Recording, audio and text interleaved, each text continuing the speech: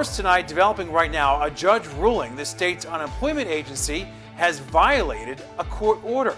Well, late breaking tonight, DETR must pay up by Christmas. A Nevada judge saying the unemployment agency has failed thousands of people. Well, hello and thanks for joining us here on TV, Fire TV, or wherever you're streaming us tonight. I'm Todd Quinones. And I'm Tricia Keene, and we want to get right to 13 Chief Investigator Darcy Spears with this new ruling in a class action lawsuit. The judge found DETR in contempt in part of the court's order to pay PUA claimants. It applies to 9,000 people meeting specific requirements and caught in limbo between PUA and regular unemployment. Those are the people who must be paid by December 24th.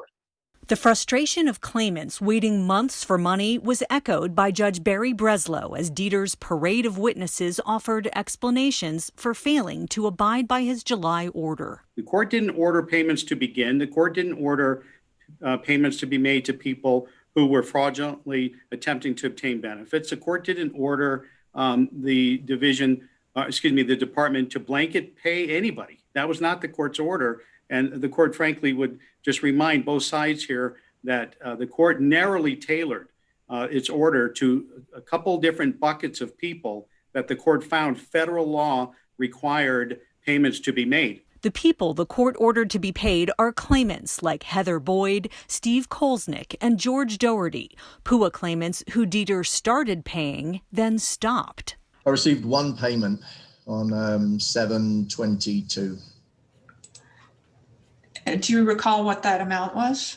Yeah, it was $1,069, the $469 at the time, and then the $600. Breslow's July 22nd order gave DETR 1 week to resume paying people whose benefits had been stopped unless the applicant did not file a weekly claim, had excessive earnings, the state had clear and convincing evidence of fraud, or the applicant had the opportunity for a fair hearing. Steve Kolsnick doesn't fall into any of those categories. A sports referee whose work dried up when the state shut down said his PUA benefits stopped because DETR said he might qualify for regular unemployment.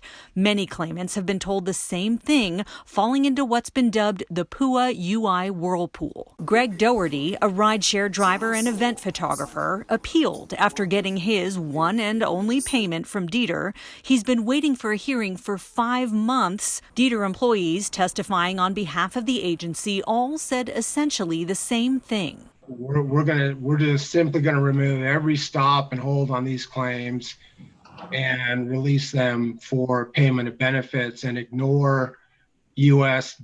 Department of Labor guidance regarding integrity of the program and improper payment, and just say, look, let's just pay all these people.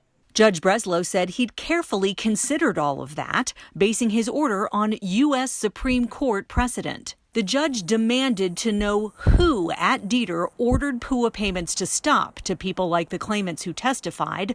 All he got were generalizations.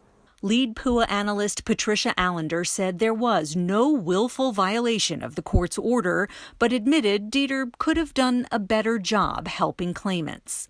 The judge opted for a largely symbolic fine, ordering DETR to pay a $1,000 penalty. But more sanctions could follow if the claimants aren't paid. There will be a status check on December 31st. Darcy Spears, 13 Investigates.